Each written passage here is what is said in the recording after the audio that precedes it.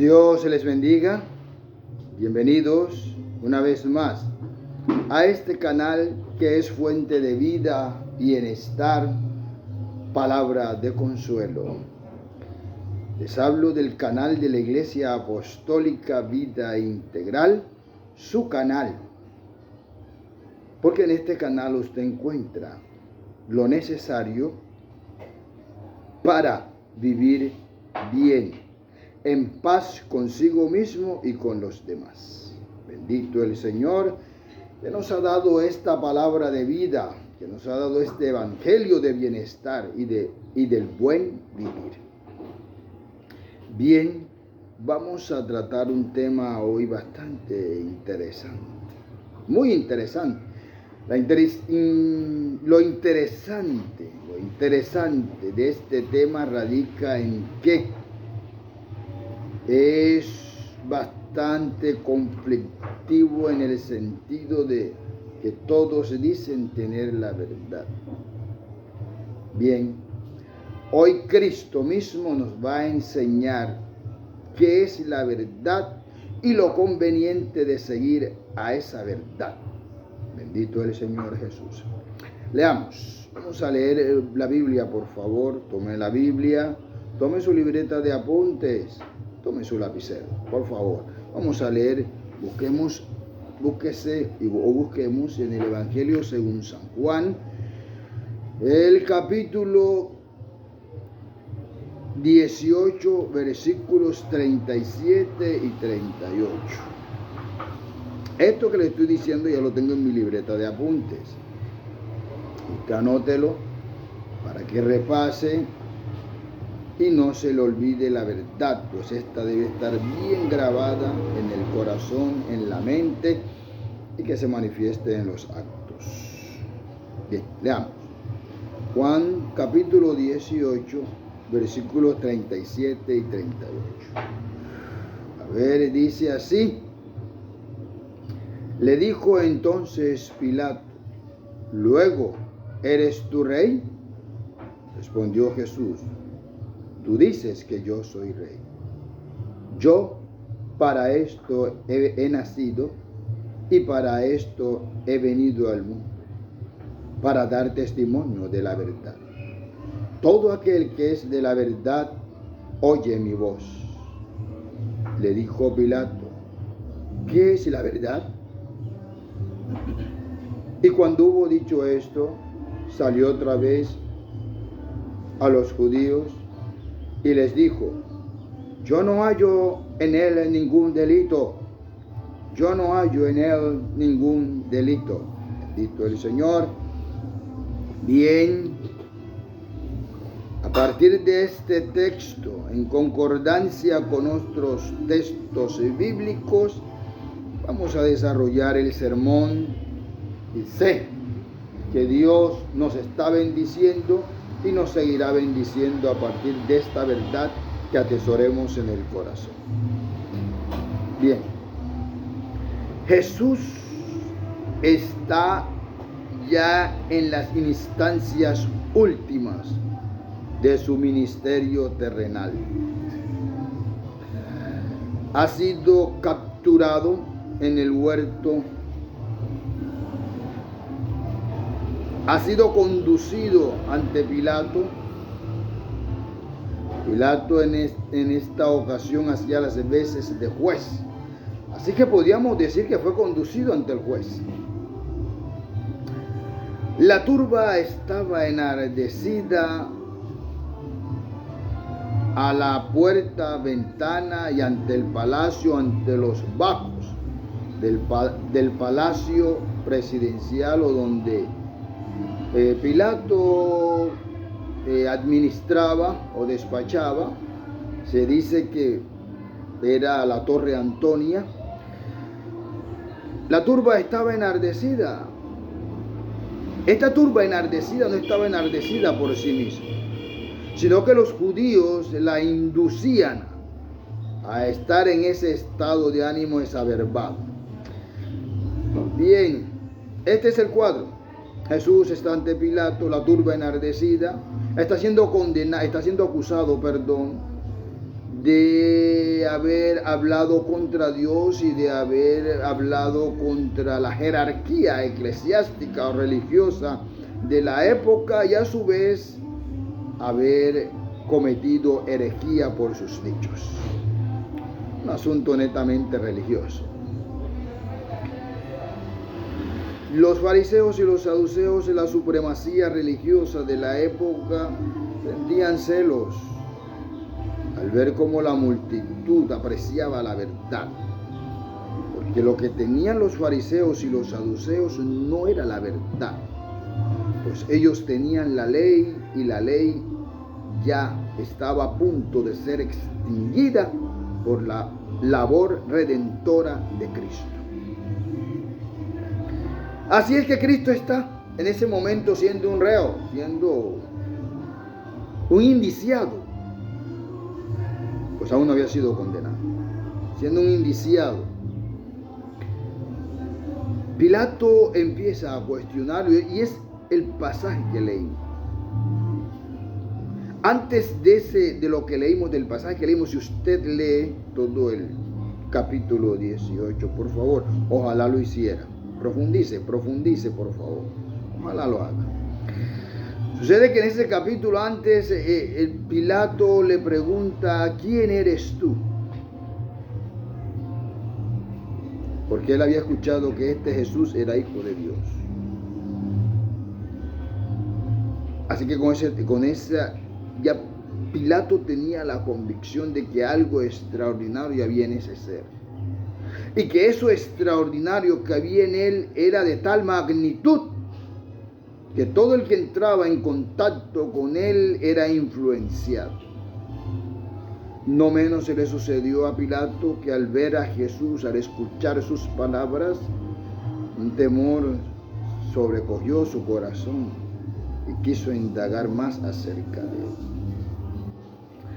Así, Jesús empieza a ser cuestionado por Pilato. Pilato le dice o le pregunta: ¿así que tú eres rey? Jesús le dijo: tú dices que yo soy rey. Yo para esto he venido, para dar testimonio.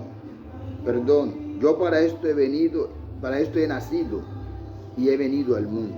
Son cosas totalmente diferentes. Para dar testimonio a la verdad. No dice de la verdad, dice testimonio a la verdad. Así es que todo el que es de la verdad, ahí se usa de la verdad como en sentido de pertenencia.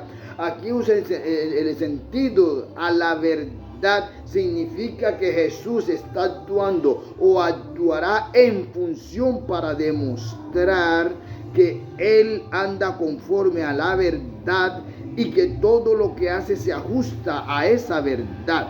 Porque recordemos que en videos pasados le dije que Jesús era la consumación de las profecías, era el cumplimiento de aquello que Dios había anunciado con anterioridad, con el fin de hacer conocer a Cristo y su labor redentora a partir de Cristo.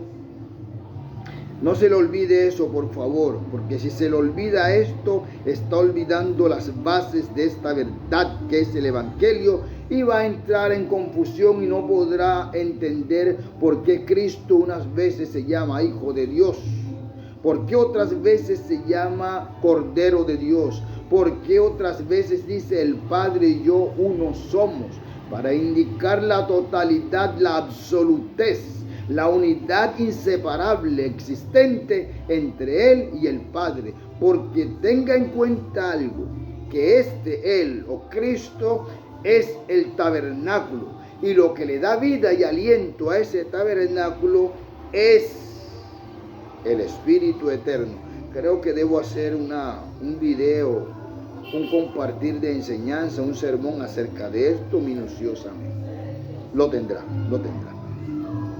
Bien, Jesús está planteando lo que en realidad Él es. Él no vino a buscar reinado. Si un rey tiene reino, ¿para qué va a buscar ese rey si ya es el rey? Ahora bien, si ese rey quiera ampliar su dominio, su territorio, ya no necesita decir que él es rey, o que será rey, o que se proclama rey, sino que ampliará su territorio y extenderá su mandato, su dominio. Jesús plantea algo que es la verdad de su ministerio, y es que él vino a dar testimonio a la verdad, es decir, comportarse, conformarse conforme a lo que sobre él estaba escrito. Ahora, cuando Jesús empieza a desarrollar su ministerio conforme a lo que estaba escrito acerca de él, obligatoriamente tenía que hacer o demostrar o actuar conforme a eso que estaba escrito. Isaías 9 dice: el Espíritu del Eterno está sobre mí y me ha enviado a predicar, me ha enviado a sanar, me ha enviado a consolar, me ha enviado a libertar. Funciones estas que Jesús desarrolló a cabalidad cuando libertó al endemoniado gadareno de su esclavitud, cuando anunció su verdad para hacer libre a los hombres del pecado, cuando consoló a la viuda cuyo hijo había muerto, cuando consoló a Marta y a María devolviéndole a su amigo. ¿Y qué diremos? Si analizamos Lucas, Mateo, Juan, los evangelios, daremos cuenta que en efecto Jesús cumplió a cabalidad todo lo que estaba escrito acerca de él. Ahora Jesús está ya en la postrimería, en el ocaso de su ministerio, y está siendo cuestionado. Así es que Jesús se revela de manera total, sin ambages, sin rodeos, sin parábolas, sin figuras literarias, sin figuras discursivas. Jesús dice: yo para esto he venido, para dar testimonio a la verdad. Y añade: y todo aquel que es de la verdad, es decir, todo aquel que me recibe, todo aquel que cree en esta verdad que yo planteo, no una verdad religiosa, como ustedes creen que es una verdad religiosa, porque Jesús estaba combatiendo la religiosidad.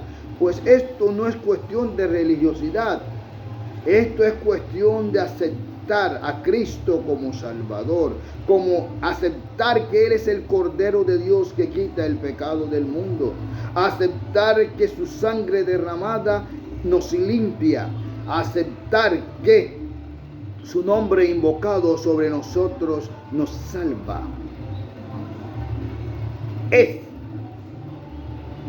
Es el compendio, este es el compendio de las enseñanzas de Cristo, porque esta es la verdad.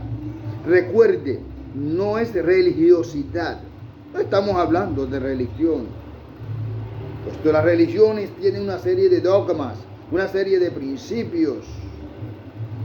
Aquí en Cristo Jesús tenemos una palabra escrita a manera de norma.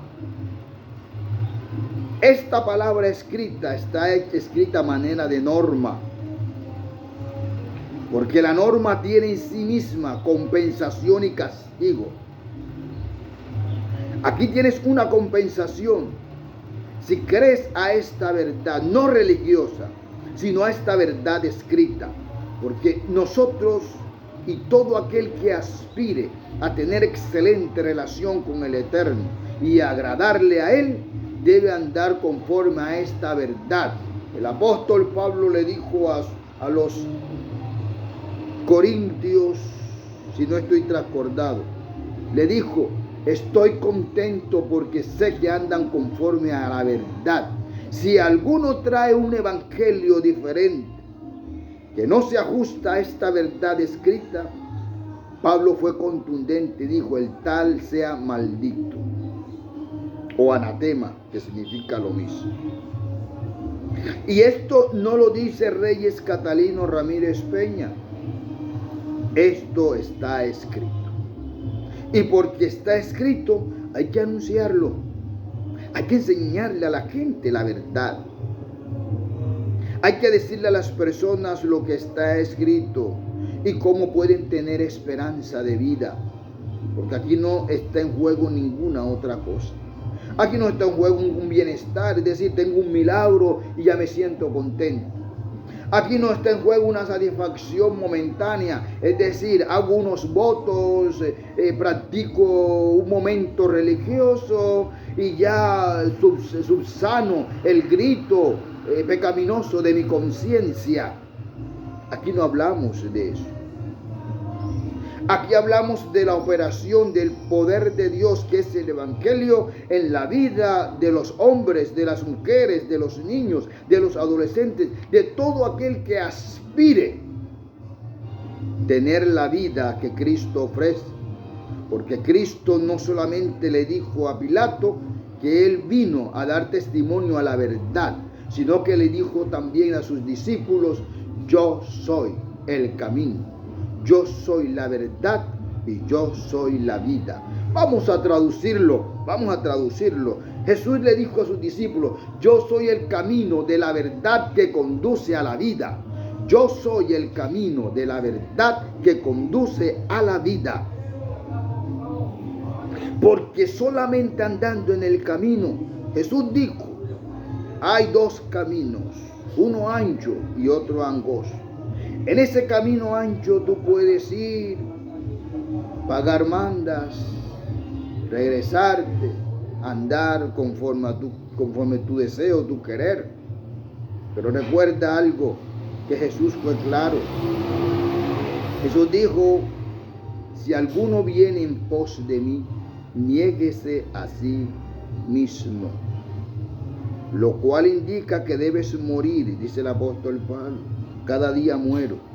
Debes morir a tu vida para que surja la luz, como ese sol naciente, hasta que cubre toda la plenitud del día. Surja la luz, la vida que Cristo quiere mostrar por medio de ti a los demás hombres. Porque tú no solo, siguiendo a Cristo, no solo estarás andando en el camino de la verdad, sino que serás un instrumento especial para Cristo mostrarle a todos los hombres que en efecto su poder se hace realidad a través de un hombre que cree. El poder del Evangelio se materializa, se hace real, se hace evidente por medio de aquel que cree. Pues el Evangelio no es otra cosa sino poder de Dios. Que comercialicen, que tomen el Evangelio para ganancias deshonestas, no es la verdad. La verdad es Cristo. La verdad es Cristo.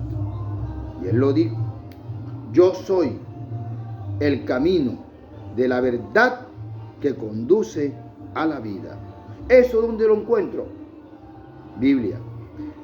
Juan 14:6. Evangelio según San Juan 14:6. Ahora, hay algo supremamente importante para poder testificar de esta verdad. Cuando Nicodemo, váyase allá a Evangelio según San Juan, el capítulo 3, léase desde el versículo 11 hasta el 13, por favor. Evangelio según San Juan, capítulo 3, versículos 11 hasta el 13. Léase. Allí Jesús hace un planteamiento ya de manera reveladora. Jesús le dice a Nicodemo: lo que sabemos, hablamos, y lo que hemos visto, testificamos. Recuerde que Jesús vino conforme a dar testimonio a la verdad. No se lo olvide. Por eso es que el título del tema de hoy es: ¿a qué verdad debo creer? ¿A qué verdad debo creer? Jesús se le plantea a Nicodemo. Nicodemo era maestro religioso.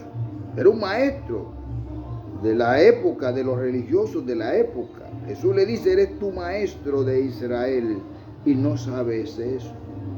Nadie subió al cielo, sino el que descendió del cielo, el Hijo del Hombre que está en el cielo. Jesús le dice, si tú me ves aquí, Nicodemo, ok, tú me ves hoy aquí, pero te digo algo, que este que está aquí subió al cielo y descendió del cielo para dar testimonio a la verdad. Y luego le dice, lo que sabemos hablamos y lo que hemos visto testificamos. Si alguien recibe este testimonio, si alguien crea esta verdad y pasa a formar parte de la verdad que Jesús dijo, yo vine a dar testimonio a la verdad. El que es de la verdad, versículo que leímos inicialmente, por favor.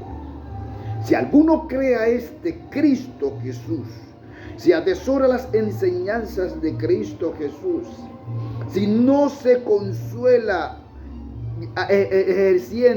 haciendo actos religiosos, si eso no lo consuela, entonces usted está buscando algo más sustancial, más nutritivo, más vivificante. Esto es Cristo Jesús. Porque Cristo es el que sabe qué le conviene al hombre. Y a partir de este saber desarrolló todas sus enseñanzas. Bien, si este Jesús sabe, si este Jesús es el que da testimonio a la verdad, si este Jesús nos dio ese compendio de enseñanzas, si este Jesús contradijo abiertamente a los fariseos, a los saduceos, a las autoridades religiosas de la época, que se cobijaban en una religión del sacerdocio, que se cobijaban en una religión del sumo sacerdote, que se cobijaba en una religión del lugar santo y del lugar sacrosanto. Les dijo, ustedes tienen esto, ustedes dicen, pero yo os digo, este que es el Cordero de Dios que quita el pecado del mundo, este que es el ungido de Dios, les dice,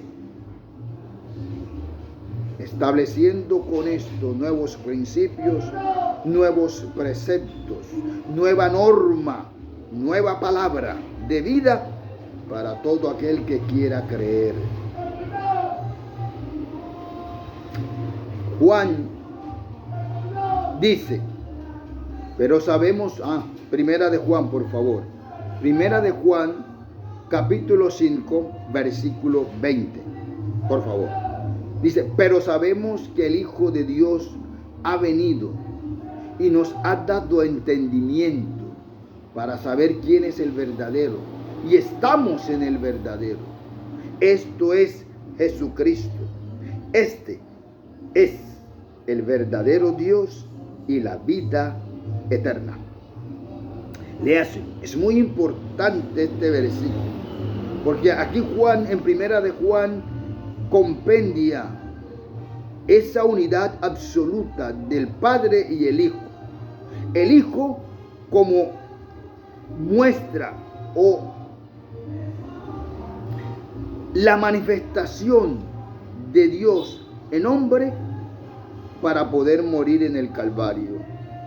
Y como todo hombre es hijo de hombre, Él tomó el título de hijo de hombre para poder morir. Mas la muerte no podía retener ese cuerpo, porque ese cuerpo no tenía pecado alguno, puesto que Él era puro, sin mancha. Así se requería que fuera el Cordero, puro y sin mancha, sin defecto alguno.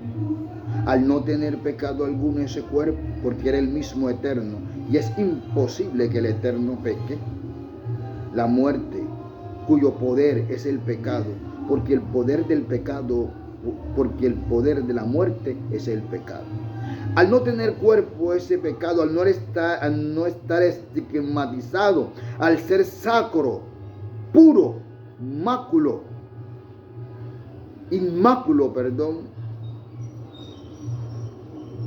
no podía la muerte retenerlo. Así que el Espíritu Eterno que estaba en él, que es el mismo Dios, lo resucitó. Porque el Espíritu del Eterno no puede morir. Sin embargo, este Hijo de Hombre, para cumplir el sacrificio, sufrió la muerte y muerte de cruz. Ahora, con este saber que tenemos, con esta verdad compartida, con estos escritos, porque la Biblia revela la voluntad de Dios. Que la Biblia ha sido tergiversada, es verdad. Que muchos han tomado la Biblia y la han distorsionado, es verdad. Que la Biblia fue escrita con tinta y manos humanas, es verdad, sí. Que la Biblia, muchos han sacado otras Biblias y está la Biblia del otro, la Biblia del otro, la Biblia del otro. Es verdad, es verdad. Pero mucha más verdad es que todos los que han acogido esta palabra conforme está escrita han sido consolados. Su actuar ha sido transformado. El poder de Dios ha operado de manera tal que aquel hombre, aquella mujer, aquel adolescente o cualesquiera que acepte esta verdad es transformado.